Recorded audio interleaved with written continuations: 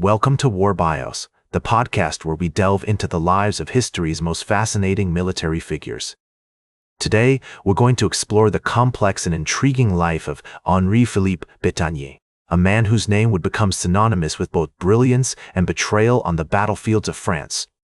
Born on April 24, 1856, in Cauchy-la-Tour, a small village nestled in the rolling hills of northern France, Pétain's early life was marked by modest beginnings and a strong sense of duty that would shape his future as one of France's most revered and later most controversial military leaders. As we step into the world of 19th-century rural France, the sounds of clucking chickens, the smell of freshly baked bread wafting from the village bakery, and the gentle rustle of leaves in the breeze set the scene for Pétain's humble upbringing. Cauchy-la-Tour was a community where the rhythms of agricultural life dominated everyday existence, where the land was both nurturing and unforgiving. His parents, Omer Venin Pétain and Clotilde Legrand, were farmers who worked tirelessly to till the soil, plant seeds, and harvest crops, instilling in their son a strong work ethic and a deep connection to the land.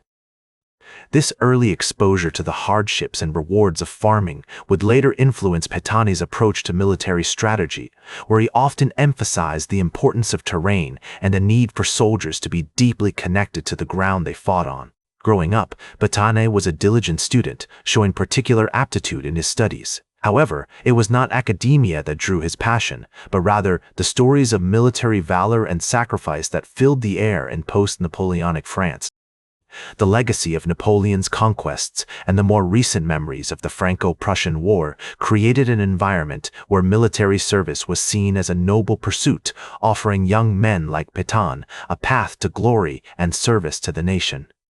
As he listened to tales of battles won and lost, of heroes and villains, Pétain's imagination was sparked, and his desire to follow in the footsteps of France's greatest military leaders began to take shape.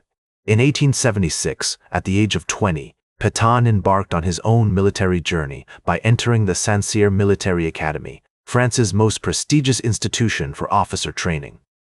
This decision marked a significant turning point in his life, setting him on a course that would lead him through the trenches of World War I and into the complex web of French politics during World War II. As he donned the uniform of a cadet, Pétain was not only embracing a new career, but also adopting a way of life that emphasized discipline, loyalty, and sacrifice. Pétain's time at Saint-Cyr was formative, not just because of the military skills he acquired, but also due to the intellectual and philosophical discussions that filled his days. The academy was a hub of strategic thought, where future officers were encouraged to think critically about warfare, leadership, and the role of the military in society. It was here that Pétain developed his strategic mind, learning from the experiences of past commanders and beginning to formulate his own theories on modern warfare. He pored over books on tactics, studied the campaigns of Napoleon, and engaged in heated debates with his fellow cadets about the future of warfare. The late 19th century, when Pétain was coming of age, was a time of significant change in military thought. The Franco-Prussian War had shown the devastating effects of modern weaponry and the importance of defensive strategies. These lessons would deeply influence Pétain's approach to warfare, making him a proponent of careful, methodical advances and the use of fortifications to protect troops. As he navigated the complexities of military theory, Pétain began to see the world as a chessboard where each move had consequences and the stakes were always high. As Pétain progressed through his military education and early career, he was exposed to various roles and responsibilities that further shaped his understanding of command and leadership. He served in Algeria, where he witnessed firsthand the challenges of colonial warfare, and later in France, where he played a key role in modernizing the country's military infrastructure. These experiences, though still in the formative stages, were already laying the groundwork for the commander he would become, a man known for his meticulous planning, his deep concern for the welfare of his soldiers, and his unwavering commitment to the defense of France. The lessons he learned, the values he adopted, and the strategic mindset he developed during these formative years would guide him through the trials and tribulations of his future, shaping not only his own destiny, but also the fate of the nation he served. As Petain's military career advanced, he became increasingly recognized for his strategic brilliance and leadership qualities, which would ultimately cement his place as one of the most iconic figures in French military history. The Battle of Verdun, fought during the bleak winter of 1916, was a pivotal moment that catapulted him to prominence. On a chilly February morning, German forces launched a massive assault on the fortified city of Verdun, hoping to bleed the French army dry and shatter the nation's will to resist. Pétain, then a corps commander, stood tall amidst the chaos, his piercing gaze surveying the battle-scarred landscape as he contemplated the daunting task ahead. With unwavering resolve, Pétain implemented an innovative defensive strategy that would become a hallmark of his military genius. He introduced a system of rotating troops in and out of the front lines to minimize casualties, a tactic that not only preserved the lives of his soldiers, but also maintained their fighting spirit.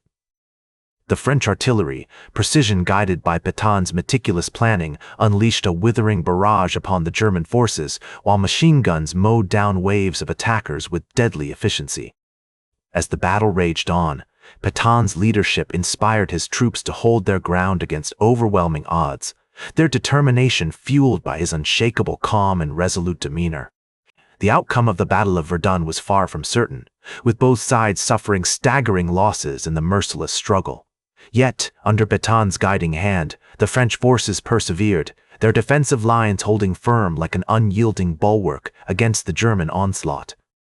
By December 1916, the tide of battle had finally turned in favor of the French, as they successfully repelled the German attack and secured a hard-won victory. The Battle of Verdun was a turning point in Pétain's career, earning him widespread acclaim and recognition as a skilled and courageous commander. As one contemporary observer noted, Pétain's calm and resolute demeanor had a profound impact on the morale of his troops, who came to regard him as an unshakable rock in the midst of chaos. His leadership during the Battle of Verdun was a masterclass in command, as he demonstrated an uncanny ability to remain composed under fire, to think clearly amidst the din of battle, and to inspire his troops to achieve the impossible. The lessons he drew from this crucible would stay with him for the rest of his career, shaping his approach to military strategy and informing his decisions on the battlefield. In the years following the Battle of Verdun, Pétain continued to rise through the ranks, becoming chief of the General Staff in 1907. In this position, he played a crucial role in planning and executing the French military strategy for the remainder of the war, working closely with other prominent commanders to coordinate their efforts and secure a decisive victory over the Central Powers. His relationships with his contemporaries were complex and multifaceted, marked by both intense camaraderie and passionate disagreement. Pétain was known for his strong personality and unwavering convictions, which sometimes led to clashes with other commanders who did not share his vision or his approach. Despite these challenges, Pétain earned the respect and admiration of many of his peers, who recognized his exceptional leadership abilities and strategic genius. As one colleague recalled, Pétain was a man of unyielding principle, who would stop at nothing to defend France and its people.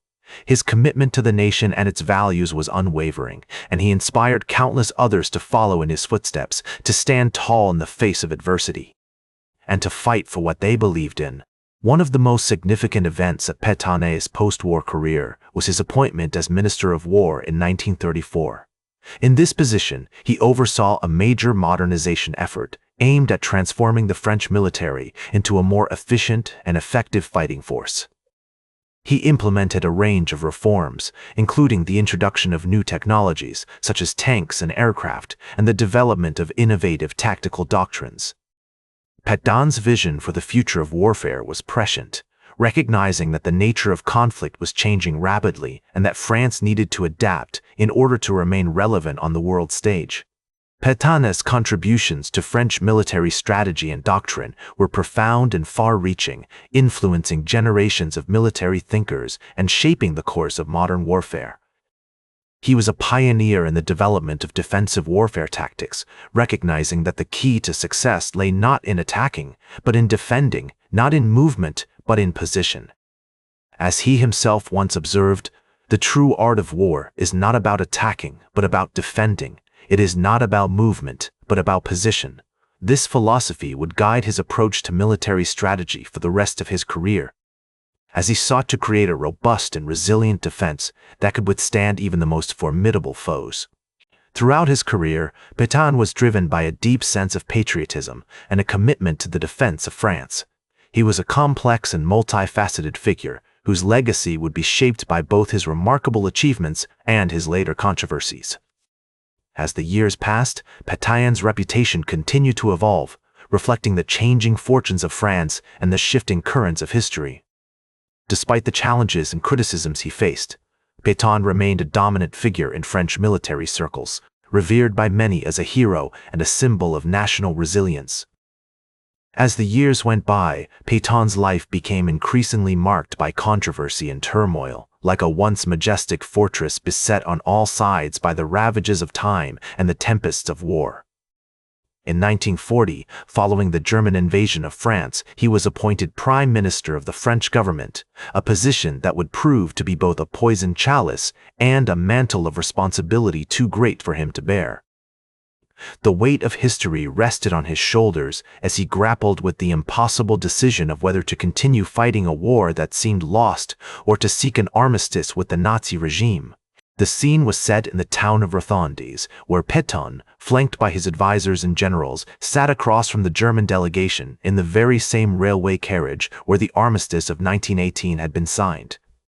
The air was thick with tension as he deliberated, his mind racing with the consequences of each possible course of action.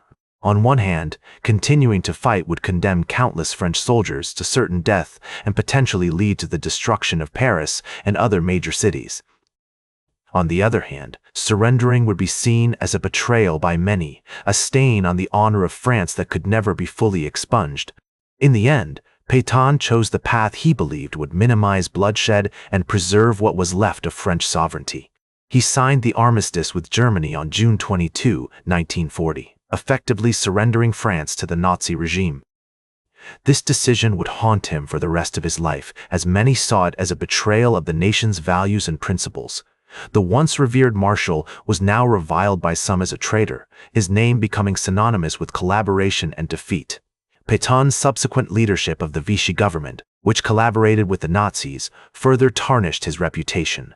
He implemented policies that discriminated against Jews, communists, and other minority groups, and his regime was marked by repression and violence. The streets of France ran red with the blood of resistance fighters and innocent civilians alike, as the Vichy government worked tirelessly to suppress any dissent or opposition. Despite this, Pétain remained a complex figure driven by a desire to protect France and its people, even if it meant making difficult and morally compromised choices. As the war dragged on, Pétain's grip on reality began to slip. He became increasingly isolated from the world around him, surrounded by sycophants and yes-men who fed his delusions of grandeur. His health began to decline, and he grew more and more paranoid, convinced that there were plots against him at every turn.